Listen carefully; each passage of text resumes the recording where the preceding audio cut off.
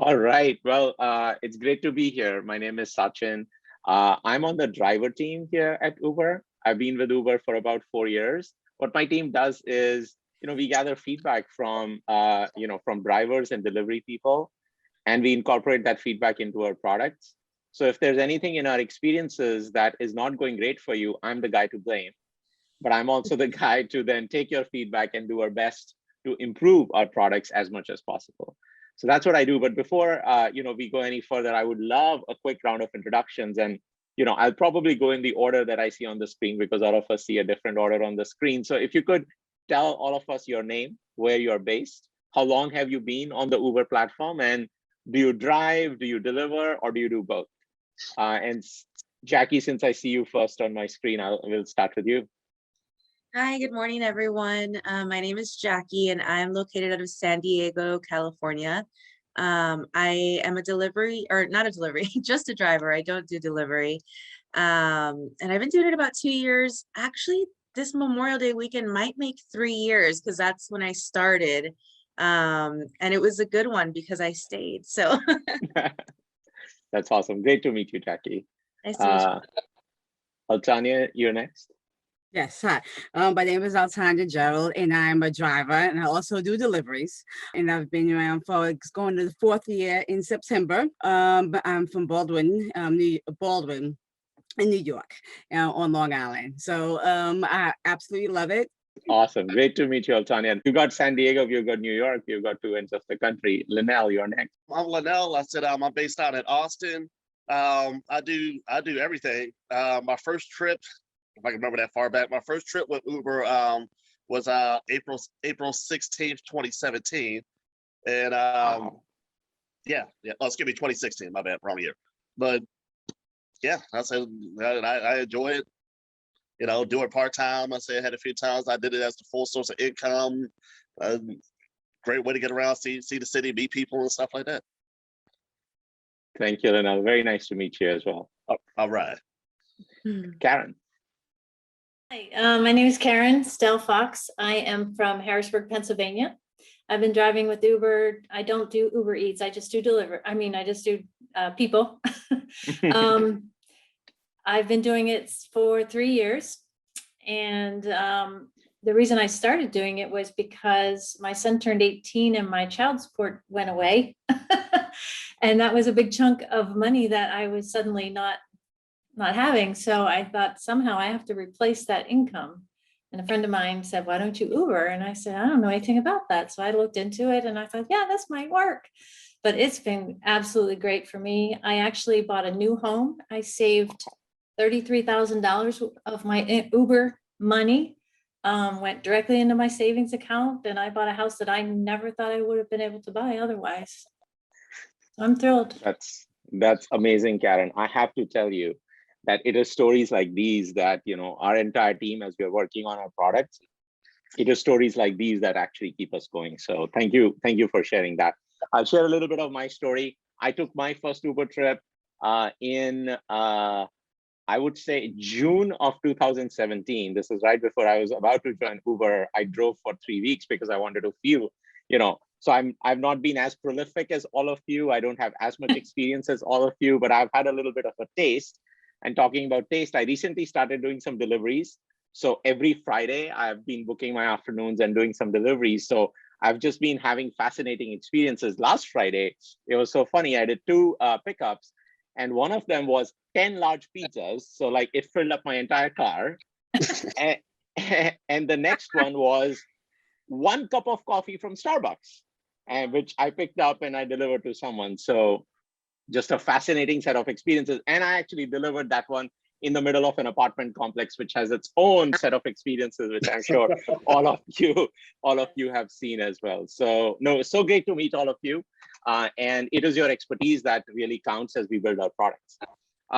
So, we, as I said, getting feedback from folks like yourselves is one of the best ways for us to learn and build into our products. And we have been doing several things in order to get that feedback. Our teams run surveys so we can get more volume of feedback. but sometimes we do smaller focus groups so we can have a conversation about our ideas and what we want to do. And now what we also want to do is, as we are launching new products, we actually want to talk about them with you in an intimate setting like this so we can get your reactions. Of course, we launch them en masse and we'll send out emails to everyone, but this is a great way for us to see how all of you who are actually living and breathing the product every day, how do you feel about them? So specifically today, we're going to talk about our mapping and navigation experience, which all of as you know, is so core to your entire experience. And all of you a few months ago had actually taken a survey, and you had given us some feedback about your maps experience. And it was very clear, if it doesn't work well, it can be extremely stressful. If it works well, it can make it a pleasure to be driving and delivering. So we took a lot of feedback from that, and the team has been working really hard over the last several months to a year, and we have launched several products. So today we're going to talk about them. They fit into 3 categories. The first one is pickups and drop-offs. The second one is navigation experience. And then the third one is tolls. So what I would love to do is I would love to go through each one of them. I'll give you a brief description of what we are actually doing and what problems we are trying to solve. And we'd just love to have a conversation and get feedback from all of you and see if that is actually going to solve your problems, or what other thoughts you may have. Does that sound like a plan? Sounds good. Yep. Okay, all right. So let's first start with pickups and drop-offs. Many issues here. So we heard that sometimes the side of street is not very clear. Is my pickup location on the left side or the right side, which can cause confusion on the driver's side as well as on the rider's side. So that was one. The second one was sometimes the description we provide for the pickup location may not be clear enough. It says 100 Main Street, but okay, where is 100 Main Street may be hard to figure out. And then the third one is the issue that we just talked about, which is if we send you into a sprawling complex like an apartment complex, or it's a mall or a hospital, sometimes figuring out the exact point can be difficult as well.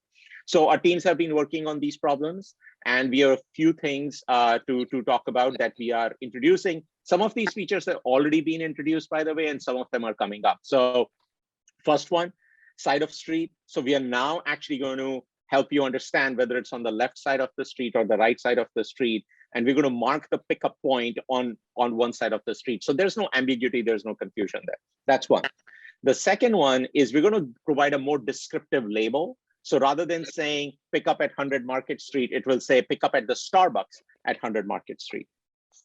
And then finally, especially for people who are doing deliveries, when it comes to those sprawling complexes, now we're going to be able to pinpoint where in the complex that drop-off point may be and help you guide to the best of our ability there, rather than just sending you to the central leasing office in an apartment complex, which can happen sometimes. So I'll open it up. Anyone who wants to start would just love your reaction to those features and see how these features may help. I'll start. I definitely think that's a huge relief. I think it is already rolled out in our market because I feel like it cleared up a little bit. I live and mainly drive downtown near Padres Stadium for the MLB games. They constantly close streets, lots of one ways, and sometimes they'll shut down one lane. So it's only 2 lanes. So you really need to know, and people will not let you in if you're in the wrong one. A blinker means get closer and don't let me in. So knowing where you're going to be so that a block behind you can get in the correct lane. And then, sometimes too, if you'll ask like, hey, do you know if it's on the left or the right? They're like, no, don't you know? I wish I was that great. But I think now with our handy dandy pin being on one side of the road or the other, even if it's not the right side, at least you can both agree because they see it too, where they're going to get dropped off. No, Jackie, thank you for that feedback. And you're absolutely right. In addition to on your map, on the driver map, showing you which side of the street, we are also going to make it clear on the rider side.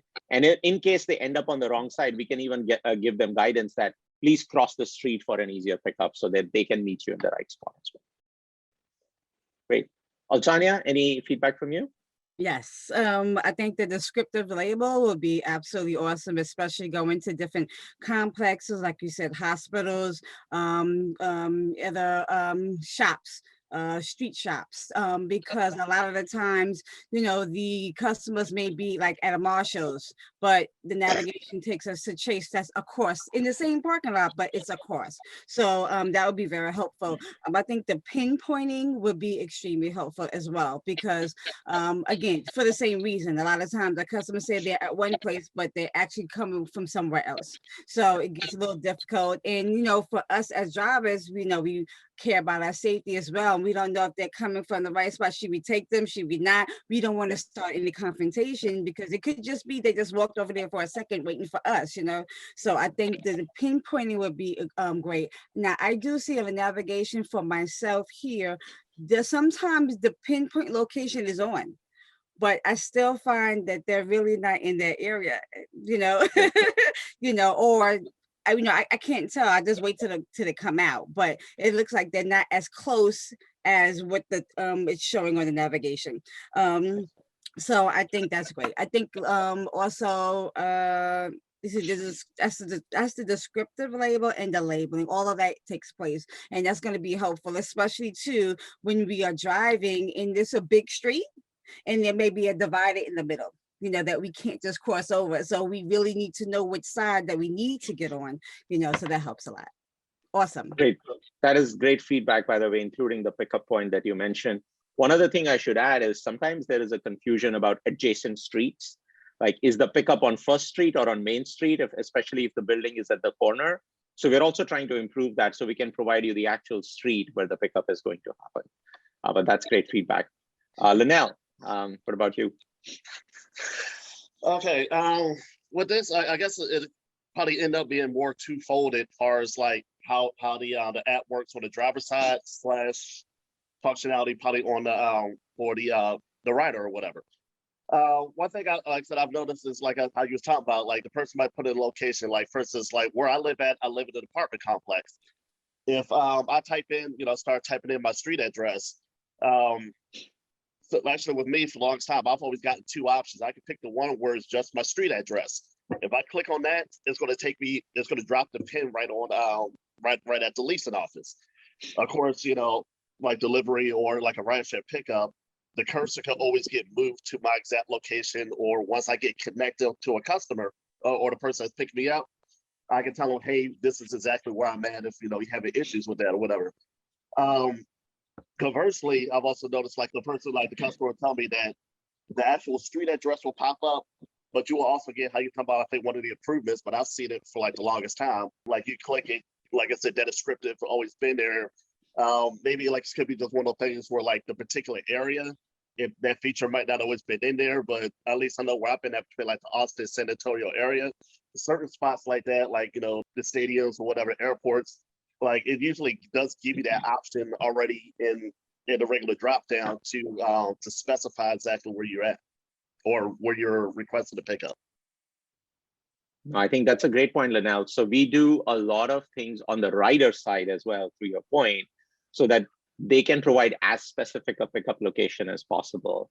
But sometimes that may not happen. So being able to provide that descriptive label on your side, on the driver's side, is extremely important. So thank you for that feedback. Karen, what about you? Yes, I think the descriptive label is going to be extremely helpful for me, because oftentimes I'll be given an address, but I don't know it's a business. So in an area where there's both residential and businesses, I'm trying to figure out, am I going to a house? Am I going to a business? So if it has that business name, it is incredibly helpful for me. One thing in my area in Harrisburg, there is a route 22 in Harrisburg. It's a 4-lane road, 2 lanes go in one direction, 2 lanes go in the other. And there's no parking on this street, on either side of this street.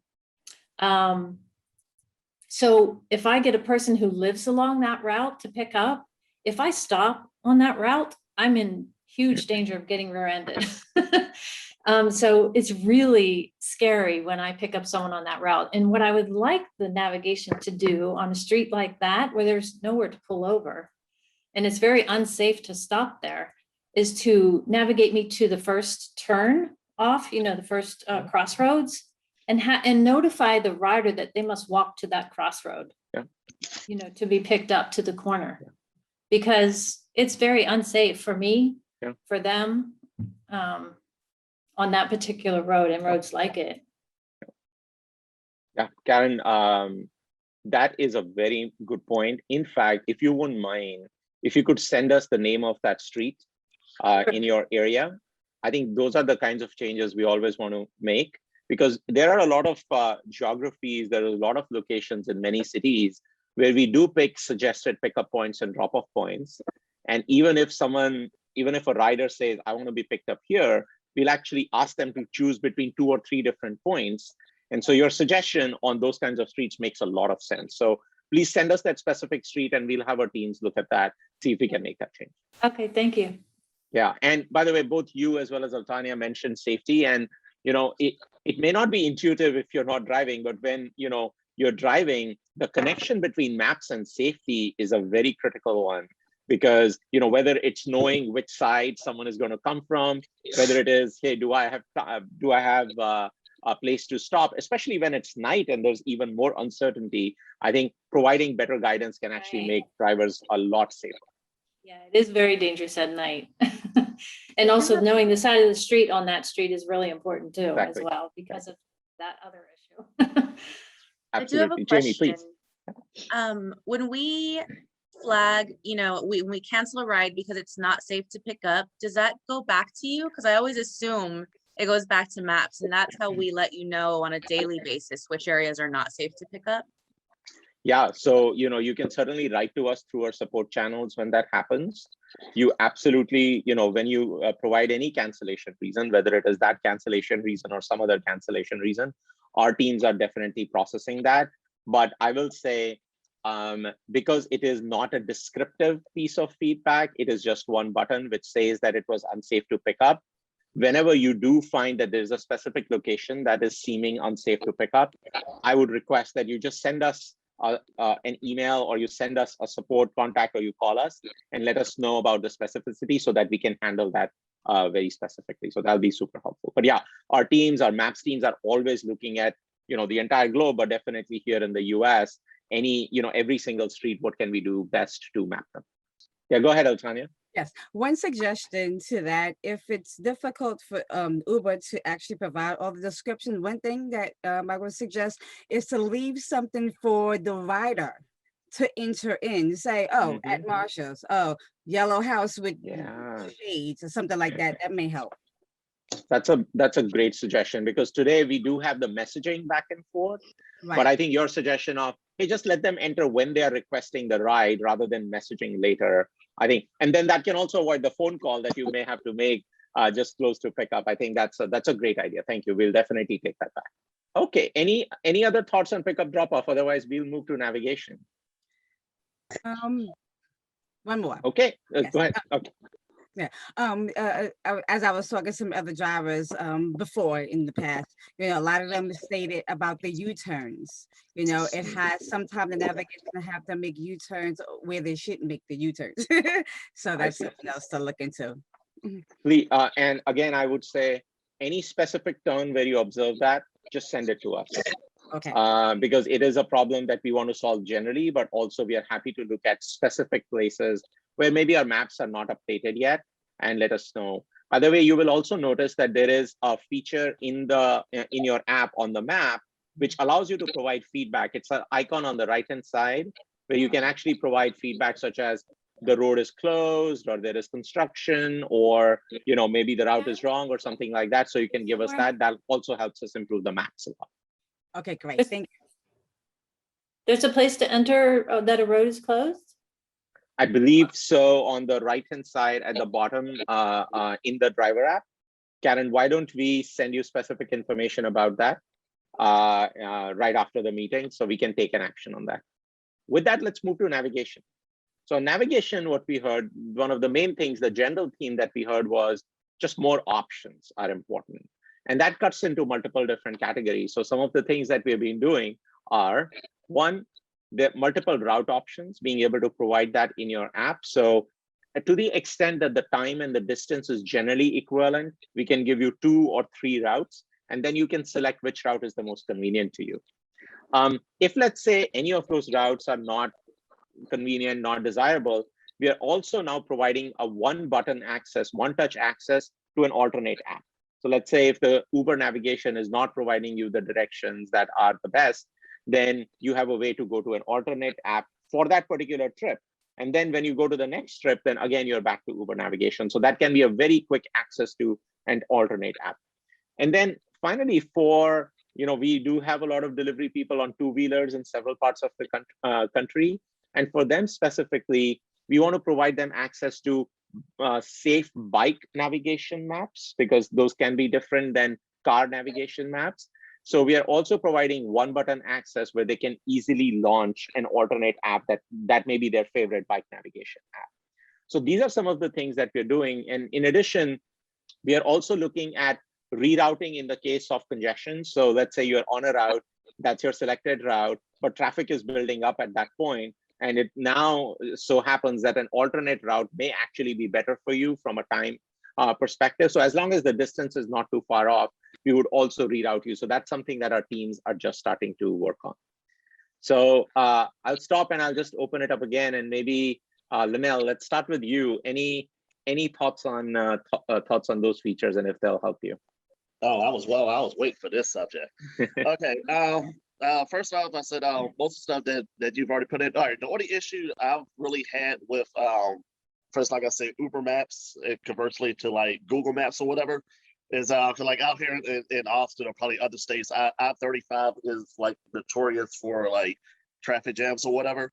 A lot of times with Uber, I said you really wouldn't know that you're getting into a traffic jam or accident until you're right up on it. Also, I would say also conversely with that on a side note for like kind of like the help the driver out. Because I know we had the one lady who's from San Diego, the other one in the New York area. You know, a lot of us in our respective regions have been driving for a while. But like I said, it would help for the app, how to say to be interface more friendly or whatever. But a lot of these areas we've like driven, generally like quite frequently. So at least like that immediate half mile to a mile like radius, if something should pop up like a road close or an accident, like should try to keep it in the back of the mind. A couple of those I would say in the military, like those access routes to where we could get off. I know a lot of times like as soon as you get off of a route to try to manually navigate around, a lot of times the GPS will basically route you back into the longest route of the accident. But eventually, like for example, if you know a certain route that gets you to we try to go like a little bit faster, eventually it'll update itself.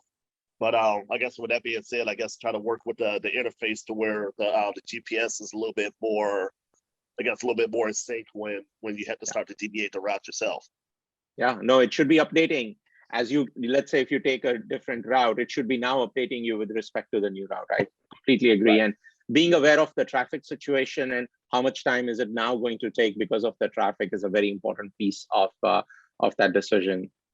Jackie, any thoughts from you? I don't really struggle with needing multiple routes. Maybe it's just market, but it doesn't affect me so much. But I think it is nice because sometimes a lot of times I get people who want to tell me their route because they know the best way, and sometimes it ends up being longer than the fast route. So they see the mounted phone, they see it, and they can tell if you're taking the route or not, and they like to be very involved sometimes. So if they see multiple routes, at least if they tell me go left here, I'm like, okay, they're not taking me on some wild goose chase, this is another route. That's a great point. And again, partially goes to certainty and safety as well, because then that it is one of the designated routes or one of the recommended routes rather than something that is completely off. That's a great point. Karen, any thoughts?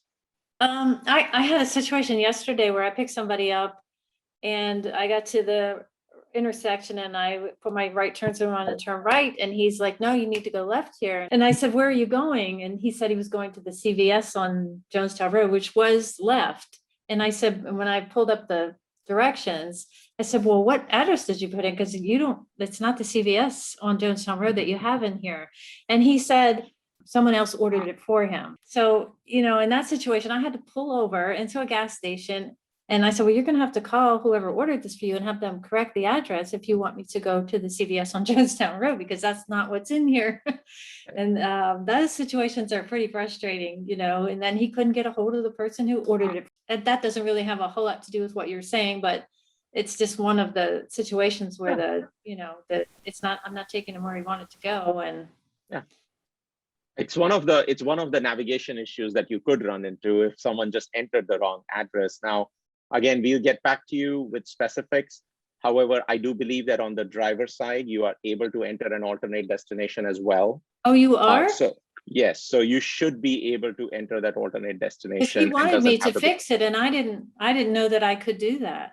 Got it. Okay, we'll send you a specific email on that, Karen, or to the entire group, and make sure that I'm right. And Jackie's nodding. Yeah. Oh, you've done it? Yeah, we had a lot of tourists downtown, and they pick one. And if I'm at a stoplight, I win a lot of points. I look like a superhero. Yeah, it's a good feature to have. Yeah, I'd love to learn how to do that, because I was not aware we could do that. Well, we'll nickname it the superhero feature from now on, Karen, so you can be superhero next time. Okay. That's awesome. That's great feedback. Oh, Tanya, thoughts? Yes, for me, I don't have really issues with multiple routes. Where I am along Island, everything is pretty connected, and I'm quite familiar with the streets anyhow. But I've used it maybe once doing a lot of construction that's going on in the streets. But otherwise, I really don't have issues. And I haven't even spoken to any other drivers that had issues with having to have multiple routes. So, but I think it's a good thing to have, but not. For me, my opinion, not a necessity. That's great. No, thank you for that feedback. And, in my own experience, what I have felt is when you are new in an area or you're going into an area that you're not very familiar with, you're just going to take the recommended route because you don't have an opinion, perhaps. But when you start getting used to a certain geography and you've taken the same routes again and again and again, then you understand the nuances of every single street. And you're like, that one is better for me at this time of the day. So having that optionality is always great in those cases. Awesome. Good. Just in the interest of time, moving to the third thing that we wanted to talk about, which is tolls. I think very clearly we got feedback that when drivers are on their way to the pickup, we would like to avoid the toll booths. So that's exactly what we have done. So now our routing engine or our routing system looks at multiple routes. As long as they are sort of equivalent distance and time, we will select the one that does not have a toll. So you don't have to pay the toll when you're going towards that pickup. So just love to hear from you how you feel about that. Anyone? There's nothing worse than paying the toll to go pick somebody up. Tanya wins this topic. Yeah.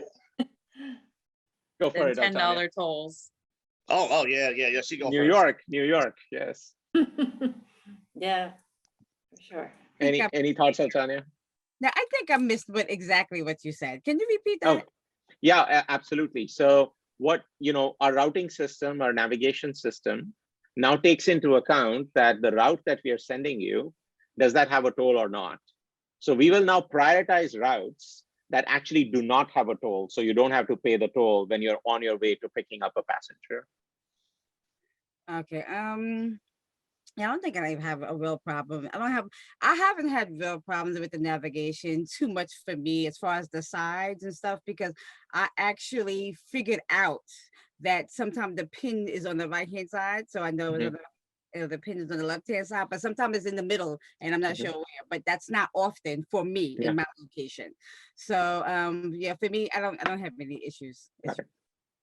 And anyone else, any experience? Jackie, please go ahead. Yeah, well, I do have a question because I don't particularly like to pay for the tolls during the ride. I've never had one on the pickup. Ours are sparse enough, but once I get pretty south, close to Mexico, there is a toll road there and there's an alternate route, but I prefer to take the alternate because I don't like to pull out my debit card with a passenger or cash or any sort of, I like to just keep it out of their head and, not be digging around for personal stuff like that. And it's not worth it to me to have a fast pass, like metropolitan cities that have a lot of tolls. But my only reason I don't like to pay the toll, because it's $2.50, it's not a terrible one, but I just don't like to pull out a debit card or cash during a ride.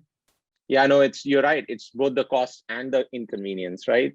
And the inconvenience, and if it's backed up or something like that, can also be there. And which is why, the focus for us is on the pickup route. So when you're actually going for a pickup, and we just want to eliminate the tolls from that. So you don't have to think about it yourself. You don't have to say, okay, let me not take this road, let me take an alternate road. We can take that thinking away, and we can just guide you down the route which doesn't have a toll. Karen or Linnell, any thoughts on that? As far as me, like I said, same thing. Like most of the areas I drop, well, for the tolls is mainly when I'm here in Austin, and the few times I go out to Dallas. A lot of times I say, like I said, nobody likes to pay out of pocket, but most of the time I'm all about getting point A, point B, or whatever.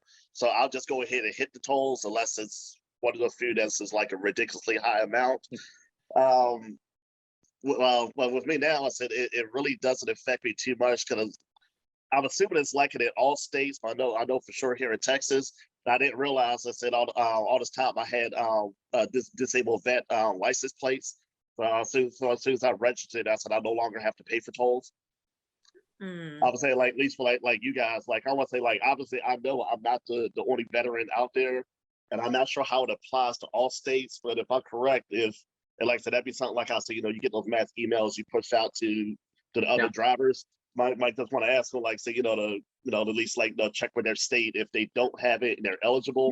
That'll wipe out. Like I know once I finally got my tags, it knocked out. Just like I said, for the pickups the last 3 months, it saved me about $700. Wow, that's great to know. Yeah. Okay, I have to chime back in again because I think I missed the point the first time again.